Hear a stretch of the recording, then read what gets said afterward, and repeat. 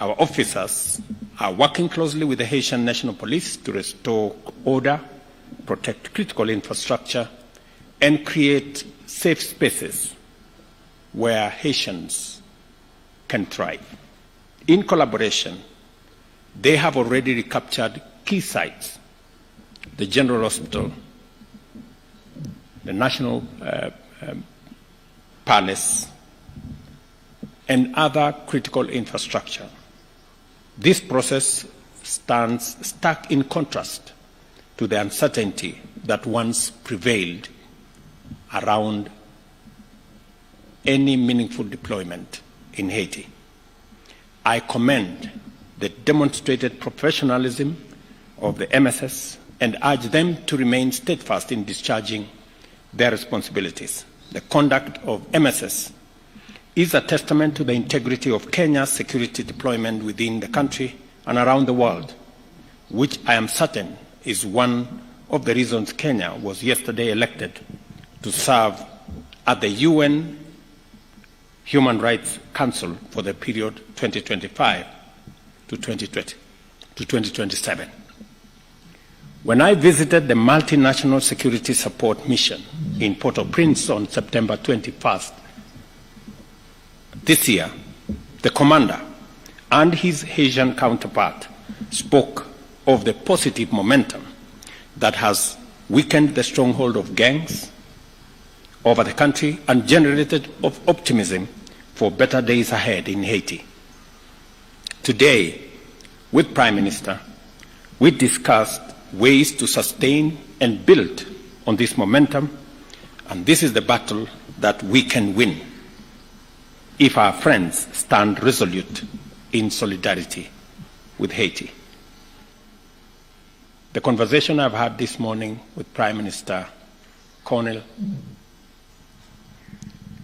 paints a brighter future, because between me and him and our security people, we believe the situation in Haiti is winnable. And we are asking the international community to match their commitment, their pledges, with the necessary action for us to be able to complete the task ahead of us. Kenya and Haiti, therefore, stand united in calling on the international community to urgently rally behind this mission. And the operation word here is urgently. We have a window of success that is evident from the operations that have been carried out already. And without wasting time, when resources are made available, there will be demonstrable progress on securing critical infrastructure, critical spaces for people to return to their homes. I must congratulate the President of El Salvador, who a few days ago signed into this program and is providing critical support. I will be speaking to him later for us to build a bigger collaboration with Bahamas, CARICOM, Canada, and of course the US in driving this multinational security support mission towards the intended mission that we all set out to achieve. The adoption by the UN Security Council of Resolution 2751 on 30th September 2024, extending the term of the multinational security support mission by another 1 year, signals strong global support. But however, words and pledges must be merged by concrete action. We therefore strongly implore our global partners to accelerate their contribution to the personnel, logistics, and financial resources necessary to sustain, expand, and complete this mission. Beyond security, we have also identified areas for collaboration in trade, tourism, cultural exchange, and to achieve lasting change, we must invest in economic growth and social connectivity. This is why Prime Minister Cornell and I discussed concrete steps to enhance trade and boost investment between our two nations. We envision a future where Kenya and Haiti, as well as the larger Caribbean region, are linked not only by shared values of democracy and rule of law, but also by dynamic economic exchanges to create jobs, spur innovation, and uplift communities. As we work together, we reaffirm our commitment to multilateralism as a powerful force for good. However, we recognize that global governance structures must evolve to reflect today's realities. Our shared challenges, from climate change to food security, demand institutions that are resilient, responsive, and equitable. Kenya and Haiti believe in the need for reform that realigns our institutions to serve the needs of all nations, ensuring a more just and sustainable world. In this spirit, we also champion the strengthening of ties between the African Union and the Caribbean community, regarded as the sixth region of Africa. By forging these alliances, we seek to enhance South-South cooperation and build a more interconnected, prosperous, and resilient global community. In closing, Mr. Prime Minister, I extend my gratitude to you for your visit and for the spirit of collaboration that has characterized our discussions today. Haiti is a great inspiration to Africa. You became the first black republic in 1st January 1804. That's just more than 210 years ago. And because you inspired many countries with your own struggle for independence, believe in the rule of law, believe in freedom and democracy, many African countries followed in Haiti's footsteps. And today we have a free Africa that has the potential to work with Haiti, even in this mission. There are many African countries, Your Excellency, who are ready and willing to participate in this mission because of the shared history of rule of law, freedom, and democracy that we all share. We look forward to continuing this dialogue, strengthening our ties, and building a future of peace, progress, and prosperity for our nation. As you journey back home, my brother, kindly convey our best wishes to the President, Mr. Voltaire, and esteemed members of the Transitional Presidential Council, and to our brothers and sisters in Haiti. Thank you very much. Please welcome. Thank you so much. Thank you. Thank you, Mr. President. Let me first start by thanking you for hosting us. It feels so nice to be back in Nairobi, a city that I consider almost a second home, having been here so many times before. But let me also thank you for your vision, for your leadership, and for your commitment. You know, it's important to remind that Haiti is a country of 12 million people hostage to a handful of gang members, with half a population food insecure, with 600,000 displaced, with 70% of the health infrastructure that had collapsed. And this crisis came at a time when the world has its share of crisis.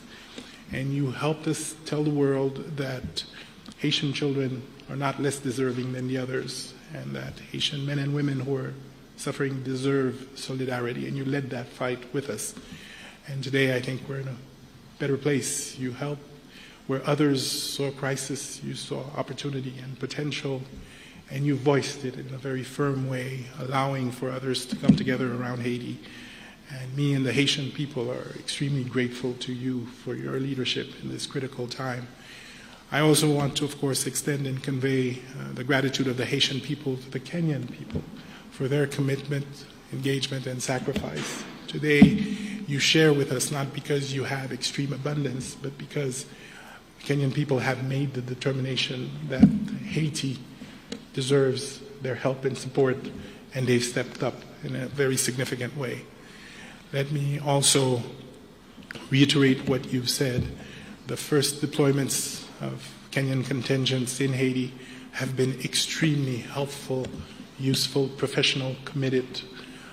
They've engaged almost immediately, side by side with the police force. They've provided us with the wealth of experience that they have, and they continue to engage with us in a significant manner. Early on in this process, you will recall that their doubters had thought that language would be a barrier. Let me confirm that it has not. I followed directly operations in some of the most difficult circumstances, and they found ways to make sure that they protect each other and they get the mission accomplished. You said, and we agree, that this is something that we can do. If we work together, we're confident that we can see significant progress in the security situation in Haiti, and as you have pointed out, begin the rebuilding process. And we're committed to doing so. Now, obviously, our partners will have to step up and meet the commitments they've made, and the time is now. There is a sense of urgency. The progress that we're seeing is contingent on us continuing to provide the Haitian people with the relief that is desperately needed. And of course, that will only happen if the many commitments that were made by the international community actually materialize.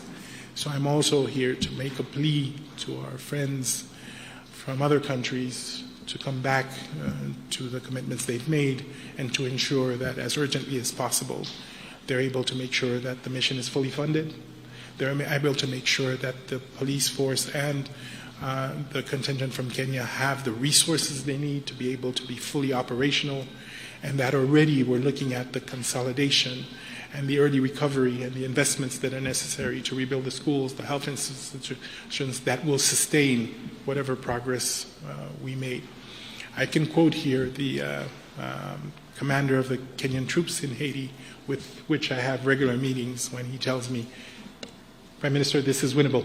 This is winnable. And that, of course, has inspired us all.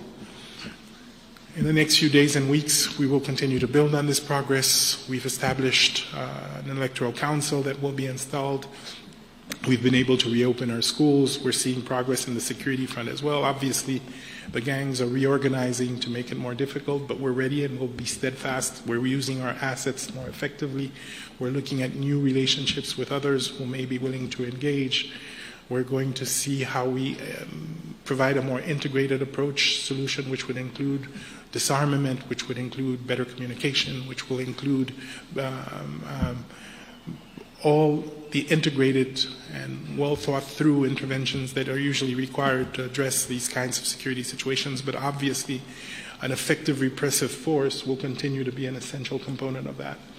And let me tell you that just last week, we had this incredible violent event led by a gang in the northern part of Port-au-Prince, and quickly the police and the contingent were able to deploy by road within really virtually hours to make sure that the city in question was quickly protected, and that we would have the appropriate level of response to make sure that we address the situation. So this is to say that the Haitian people now have hope in what can be achieved. It is, of course, a cautious optimism. They will expect us to do more, and they deserve more. They've suffered now for months. Hundreds of thousands still cannot go home.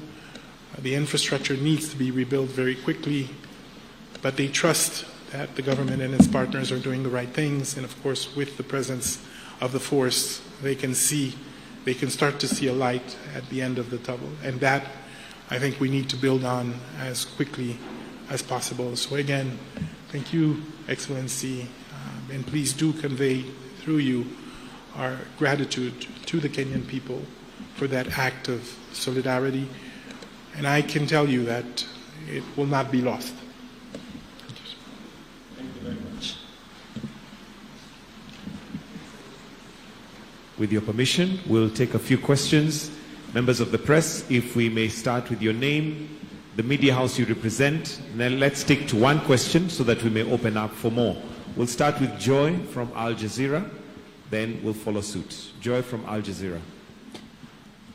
Thank you very much, Prime Minister and Your Excellency President Ruto. Our question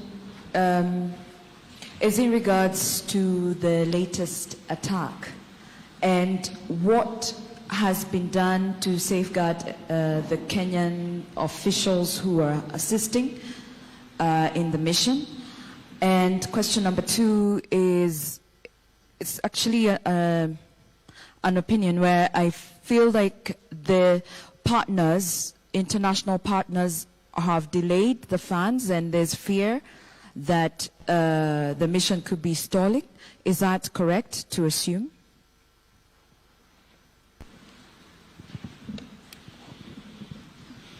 I think I'll allow, okay, do we take another question? Okay. Thank you very much, Rose Buchanan from AFP. So alongside the 600 further officers, will Kenya or members of the international community be supplying additional or improved equipment for the force already present in Haiti?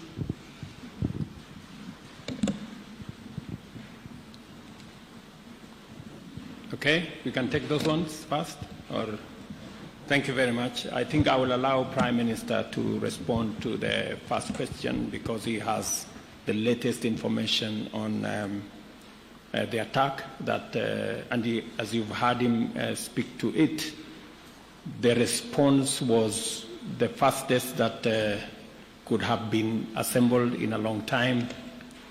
As we talk, both the Haitian police, who are doing a wonderful job, alongside our multinational security support mission of officers from Kenya, are already in that region. I'm informed that it's a region 2 hours drive from Port-au-Prince, a region that for a very long time has been held hostage by criminals and gangs. But today we have a foothold and a footprint of both the Asian police and the Kenyan contingent in that place.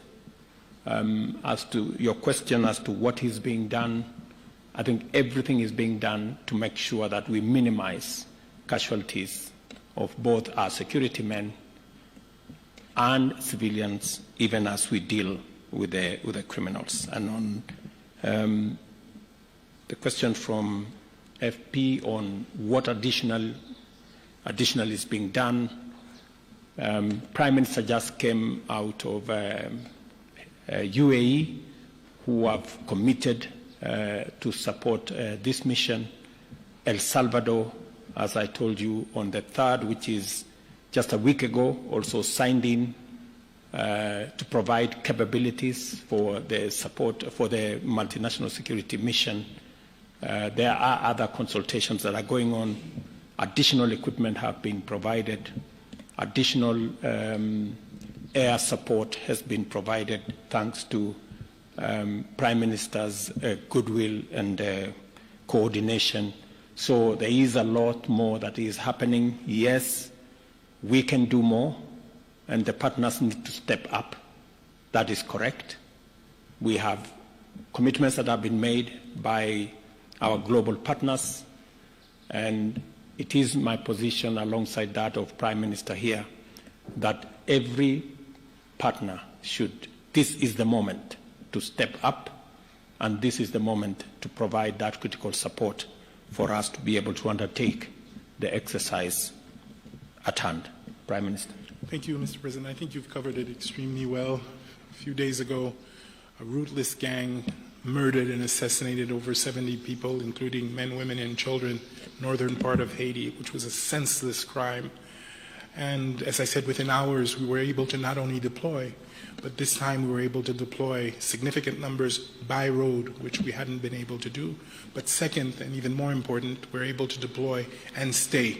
So this is no longer a reactive, temporary mission. It has become a mission to the end, to make sure that we can actually regain a level of safety that's acceptable in the region. Now, there's still a lot going on, and I don't want to by any means describe this as being done or easy, but the work is being done house by house, neighborhood by neighborhood, to ensure that these people, the people of the Artemonite region, can once and for all find peace. And I think the President has rightly stated that every operation is well thought through with the Kenyan team on the ground and the police force to ensure the greatest amount of security for the troops that will engage in these different combats. Now, obviously, this always comes with a level of risk, but we're confident that we do everything we can every time to make sure that we're protected. And as I think, as the President has mentioned, coming out of New York, we had very constructive meetings with several partners. We're seeing new engagements. The EU, for example, has doubled its commitment. We're seeing new partners come in and make new commitments. We're talking to Brazil as well, Mexico as well. As was stated, Salvador has recently, on the 3rd of October, recommitted. But you're right. We would like to see a quicker response. We would like to see more commitment. And we're going to continue to push for it. Okay. We can take a bunch of 2 more questions. Then after that, we can wind up to the questions. All right. My name is Nick Mudimba from CGT in Africa, China Global Television Network. The first question is, what's the situation with the motivation of the Kenyan police units in terms of their payments? Reports coming in from Haiti say they haven't been paid yet. And of course, they have families back at home, depending on them. And of course, they're looking forward for their people to come back home. Second question, redeployment training. What have the current officers learned in Haiti that are actually instilling the same ideologies, survival tactics to the current ones yet to travel to Haiti? And also, which units are these that are actually joining the others in Haiti? Thank you. Your Excellencies, my name is Melita Oletenges for Citizen TV.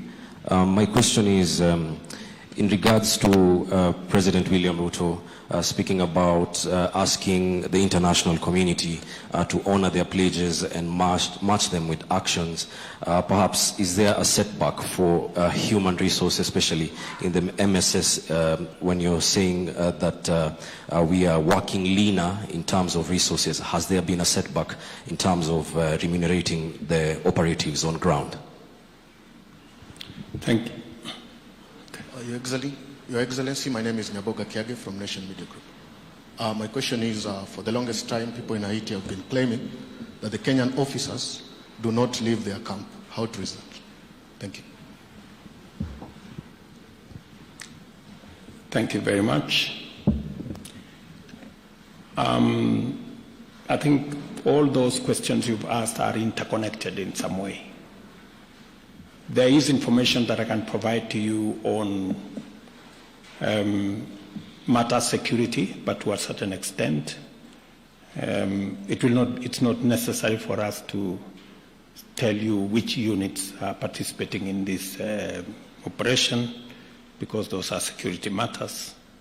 But on the whole, we have a budget that takes us all the way to March next year. So in terms of being able to support our officers on the ground, including those who are joining next month, we have resources to make sure that they have every support that they need up to March 2025.